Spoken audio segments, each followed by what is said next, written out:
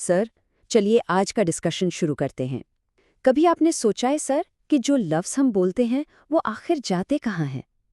اکثر تو وہ بس ہوا میں گھل جاتے ہیں یا شاید ریت کے ذروں کی طرح بکھر جاتے ہیں۔ تو آج کا ہمارا موضوع ہے the power and wisdom of silence.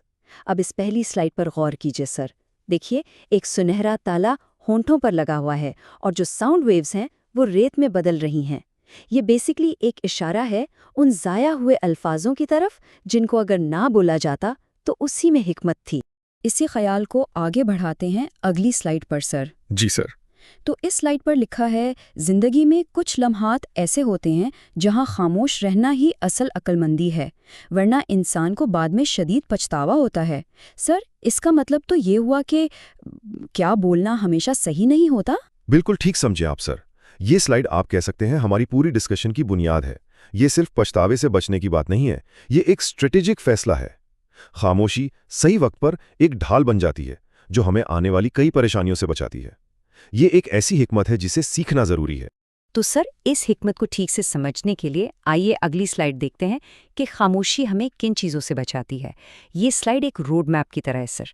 ہم ان 4 پوائنٹس پر بات کریں گے: غصے سے تحفظ، کمزوری کو چھپانا، فتنے سے بچاؤ اور دشمن سے حفاظت۔ ہر پوائنٹ خاموشی کی ایک نئی لیئر کو کھولے گا۔ چلیے سر اگلے سیکشن پر چلتے ہیں۔ تو سب سے پہلے اس آگ کی بات کرتے جو ہم سب کے اندر ہے، غصہ۔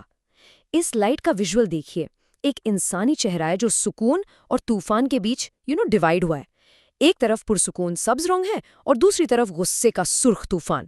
اور یہ جو سنہرا ہاتھ ہے یہ خاموشی کی طاقت ہے جو اس طوفان کو روک سکتی ہے۔ اب اس سلائیڈ میں اس کی تفصیل دیکھتے ہیں سر۔ جی سر۔ یہاں لکھا ہے غصے میں انسان اور جانور میں فرق مٹ جاتا ہے۔ غصے میں بولا گیا ایک لفظ پوری زندگی برباد کر سکتا ہے۔ سر کیا واقعی میں ایک لفظ اتنا زیادہ نقصان کر سکتا ہے؟ جی سر بالکل۔ ایک لفظ سے رشتے ٹوٹ جاتے ہیں، کیریئر تباہ ہو جاتے ہیں اور ایسی درار پڑ جاتی ہے جو کبھی نہیں بھرتی۔ لفظ واپس نہیں لیے جا سکتے سر۔ سر یہ تو بہت گہری بات ہے۔ اچھا سر یہاں پر ایک ریڈ ایگزام الرٹ باکس بھی دیا گیا ہے، اس کا کیا سگنیفیکنس ہے سر؟ ہاں سر یہ بہت اہم ہے۔ یہ صرف ایگزام کے لیے نہیں بلکہ زندگی کے لیے بھی ایک اہم سبق ہے۔ جب آپ غصے میں خاموش رہتے ہیں تو آپ صرف ایک سوال کا جواب نہیں دے رہے ہوتے، آپ یہ ثابت کر رہے ہوتے ہیں کہ آپ اپنے جذبات کے مالک ہیں۔ یہ ہائی ایموشنل انٹیلیجنس کی نشانی ہے اور یہ چیز آپ کو بھیڑ سے الگ کرتی ہے۔ چلیے سر اب نیکسٹ سیکشن کی طرف بڑھتے ہیں۔ غصے کے بعد اب بات کرتے ہیں دکھ کی سر، وہ لمحات جب ہم کمزور محسوس کرتے ہیں۔ اس سلائیڈ پر دیکھیے ایک ٹوٹا ہوا سبز دل ہے جسے خاموشی کے سنہرے دھاگوں سے سٹچ کیا جا رہا ہے۔ یہ دکھاتا ہے کہ کچھ زخم خاموشی میں ہی بہتر بھرتے ہیں۔ اب اس کی وضاحت دیکھتے ہیں سر۔ سر یہاں لکھا ہے روتے وقت خاموش رہنا عقل مندی ہے کیونکہ آنسو کمزوری ظاہر کرتے ہیں۔ جب لوگ آپ کی کمزوری جان لیتے ہیں تو ان کے لیے آپ کو قابو کرنا آسان ہو جاتا ہے۔ سر میرا سوال یہ ہے کہ کیا اپنی کمزوری دکھانا ہمیشہ برا ہوتا ہے؟ بہت اچھا سوال ہے سر۔ دیکھیے اپنے قریبی دوستوں کے سامنے اپنی کمزوری ظاہر کرنا ٹھیک ہے، لیکن سوچئے آفس پالیٹکس میں یا کسی نیگوسیشن میں اگر آپ اپنی بے چینی یا درد ظاہر کر دیں تو سامنے والا اس کا فائدہ اٹھا سکتا ہے۔ اس سچویشن میں خاموشی آپ کی ڈھال ہے۔ اٹس اباؤٹ اسٹریٹجک ولنریبلٹی سر۔ آگے بڑھتے ہیں سر۔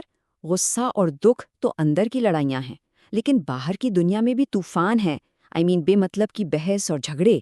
اس سلائیڈ کا ویژول دیکھیے سر، ایک شخص خاموشی کے سنہرے بلبلے میں محفوظ ہے جبکہ باہر شور ہے، اور سائیڈ میں وہ مچھلی جو ہمیں ایک بہت اہم سبق سکھاتی ہے۔ اسی مچھلی کا سبق اگلی سلائیڈ میں ہے سر۔ جی سر۔ ہیڈ لائن ہے پروٹیکشن فرام کانفلکٹ، اور نیچے ایک بہت پاورفل مثال دی گئی ہے، کانٹے میں وہی مچھلی پھنستی ہے جو منہ کھولتی ہے۔ سر یہ مثال تو بہت اثردار ہے۔ جی سر، اور اس مثال کی خوبصورتی اس کی سادگی میں ہے۔ کئی بار بحث جیتنا ضروری نہیں ہوتا، بحث سے بچنا ضروری ہوتا ہے۔ خاموشی وہ ایگزٹ راؤٹ ہے جو آپ کو اس جال سے بچاتا ہے۔ ٹھیک ہے سر، اب آگے دیکھتے ہیں۔ زندگی شطرنج کی بساط کی طرح ہے، اور کبھی کبھی سب سے بہترین چال ہوتی ہے کوئی چال نہ چلنا، یعنی خاموشی۔ یہ ہمارا چوتھا پوائنٹ ہے، دشمن سے بچاؤ۔ اس ویژول میں دیکھیے سر، سبز بادشاہ نے خاموش رہ کر سوچ سمجھ کر سرخ مہرے کو مات دے دی ہے۔ اس اسٹریٹجک چال کو اب یہاں سمجھتے ہیں سر۔ سر اس سلائیڈ پر لکھا ہے جب دھوکہ ملے تو خاموش رہیں، اپنی غلطی بیان کر کے آپ دشمن کو مضبوط بناتے ہیں اور دوستوں کے لیے تماشا فراہم کرتے ہیں۔ لیکن سر، کیا اپنی غلطی ماننا ایک اچھی عادت نہیں سمجھی جاتی؟ سر، آپ کی بات بالکل درست ہے، لیکن یہاں کانٹیکسٹ بہت اہم ہے۔ ایک مخالف کے سامنے اپنی غلطیوں کو ظاہر کرنا انہیں آپ کے خلاف ایک ہتھیار دینے کے برابر ہے۔ یاد رکھیے سر، معافی مانگنا بہادری ہے، لیکن دشمن کے سامنے اپنی کمزوری کا اعلان کرنا بے وقوفی ہے۔ چلیے سر، اب کنکلوژن کی طرف آتے ہیں۔ تو ہم نے دیکھا کہ خاموشی غصے میں ڈھال ہے، دکھ میں پردہ ہے، بحث میں بچاؤ ہے اور دشمنی میں ہتھیار ہے۔ اب آئیے اس سب کو سمیٹتے ہیں۔ یہ آخری سلائیڈ اس پوری چرچا کا نچوڑ ہے۔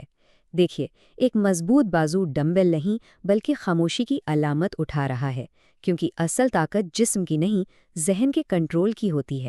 آئیے اس کنکلوژن کو پڑھتے ہیں سر۔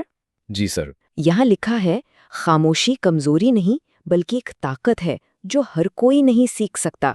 سر، یہ لائن تو اس پورے ٹاپک کو ایک جملے میں بیان کر دیتی ہے، اور یہاں آخر میں ایک اور ایگزام الرٹ باکس ہے سر۔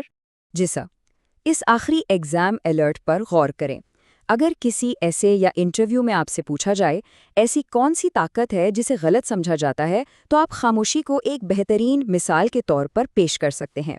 آپ اس پوری چرچا کے پوائنٹس استعمال کر کے بتا سکتے ہیں کہ یہ اسٹریٹجک حکمت، جذباتی کنٹرول اور ذاتی حفاظت کی علامت ہے۔ یہ ایک ایسا جواب ہوگا جو انٹرویور کو سوچنے پر مجبور کر دے گا۔ تو سر، اس پوری چرچا کے بعد میں آپ سے پوچھتا ہوں، کیا آپ اپنے اس مس انڈرسٹوڈ اسٹرینتھ کو استعمال کرنے کے لیے تیار ہیں؟